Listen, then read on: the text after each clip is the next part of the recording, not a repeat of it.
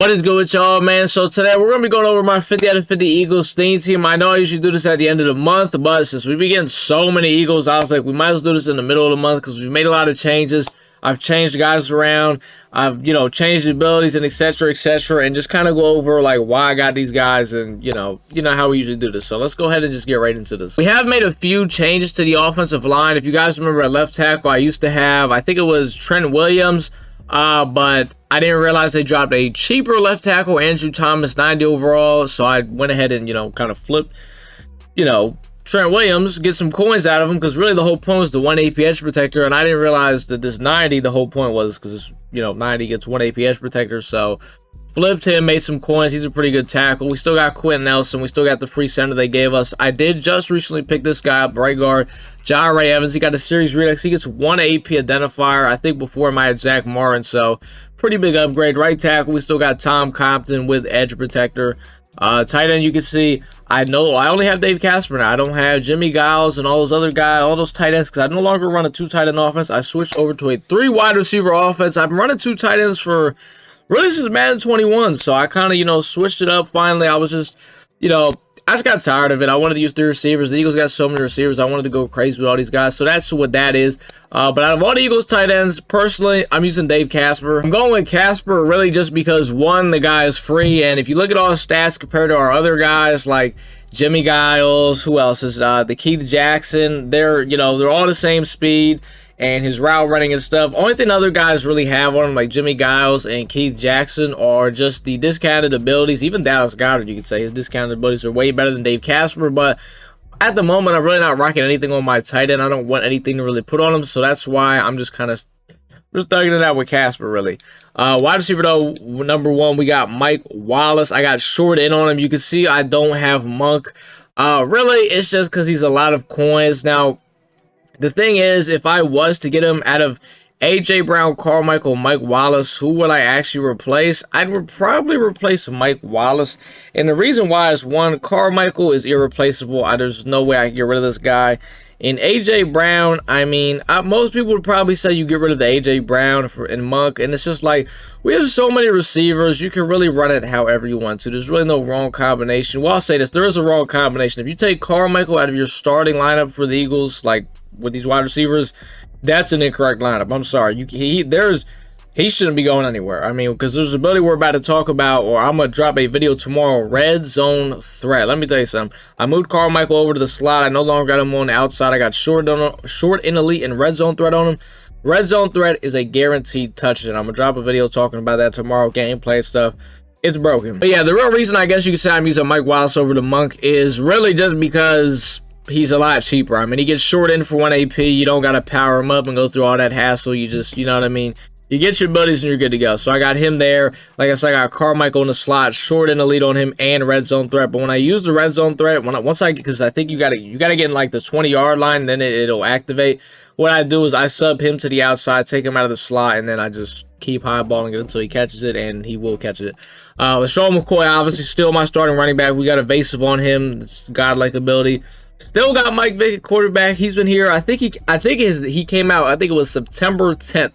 I think that was the exact date. So he's been on the team for like 2 months and a couple extra days. So he's still here. We got Seth Feet lead on him. He's doing his things.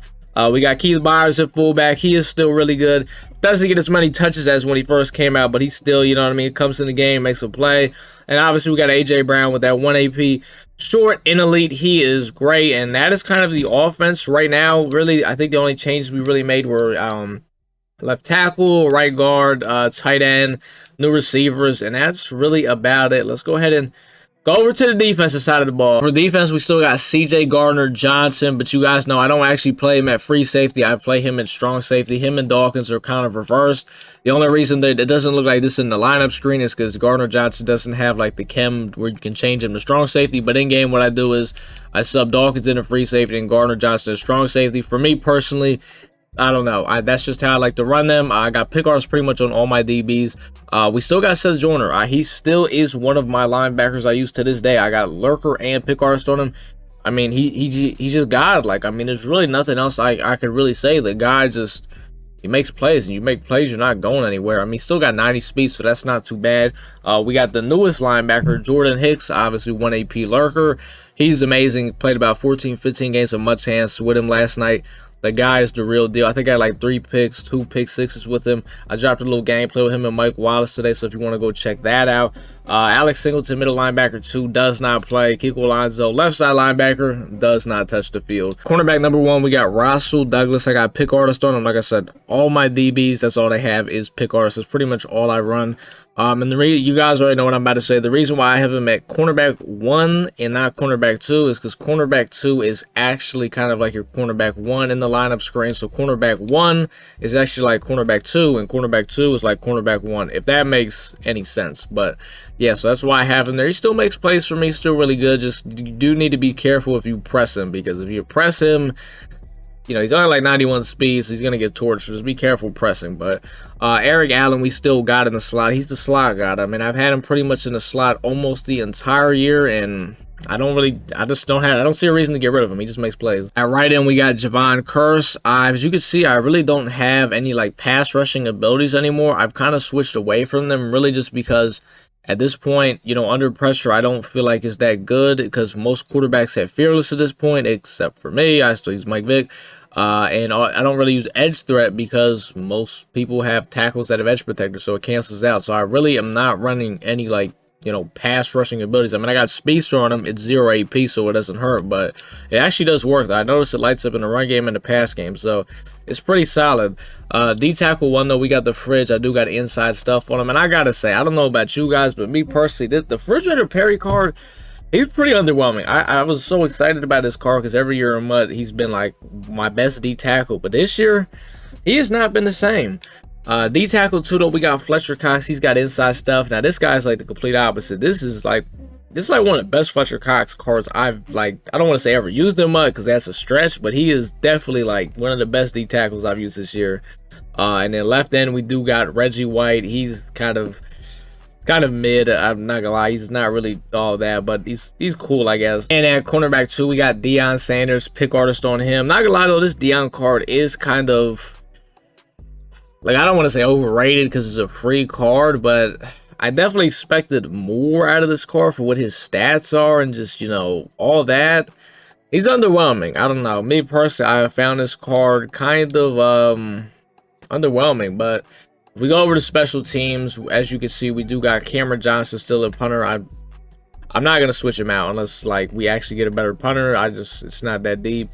I do, as you can see, it looks like I have Jake Elliott in a kicker, but what I do is in game I sub Zane Gonzalez in the finesse the 50 out of 50. That's really the only, like, I guess cheat you could say I have, because everybody else, well, I guess besides my offensive line, yeah, I don't really have any like cheats really. This is the only card I have to like sub in to keep my 50 out of 50. And a lot of people are probably asking where's Graham Gano at, because obviously I had him last night. We had to quick sell him because he I think it was like I tried to kick a game-winning kick. He got blocked. His game-winning kick got blocked. So he had to get quick. So we brought Zane Gonzalez back in because that would never happen with Mr. Zane. So he is back. I don't rock abilities on my kicker because I don't play all Madden. And if you play all pro, like Mud Champs, just all pro seasons, basically there's no point of putting abilities on your kicker because when you get to halftime, there's no like halftime adjustment ability screen for special teams. So he's just going to lose his abilities. So it's pretty much pointless. So that's why I don't put abilities on my kicker. But if you only play all Madden seasons, then put stuff on because he'll have his abilities at halftime. And there's not really much different for a specialist. Obviously, McCoy is my main back. Like I said, I got Carmichael in the slot. My 2 users are Jordan Hicks and Seth Jordan. Those are guys in the box. My D-line, I got Curse off the edge, Reggie White off the edge, Cox and Fridge in the middle. And then Eric Allen in the slot. Strategy cards, I'm still using the same ones. I still got the Let It Rip from like the beginning of the game. I don't know if I told you guys that I didn't really switch my strat card. They kind of gave me this free one. It's a DB one from the field pass. It gives you 2+ zone, 2+ man. And it's pretty good. I'm not going to lie. So I sold my other purple one because it was only for free safeties and corners. But I did that a while ago. I don't remember if I told you guys that. But yeah, I've been using that pretty much. And yeah, I actually, as you can see, I am rocking the Eagles offensive playbook. We've been running it up in there for anybody wondering. Not going to say a whole lot. If you're in the Twitch streams, you already know. If you're not, you don't know, man. But look, that is pretty much the 50 out of 50 Eagles Steam team right now as the middle of November. I might do another video like this again at the end of November just because we've been getting so many cards. So we'll see. But Let me know what you guys think. You know, who are you rocking that I might not have, that you're like, yo, this guy's pretty crazy? You got the Monk. I think the Monk is the only person that a lot of you guys might have that I don't have. I just don't have any plans on picking them up. He's too many coins. My receivers are already really good. I'm just gonna keep stacking at this point. But that's pretty much gonna do it though, boys. Like, comment, subscribe, man, and your boy is out.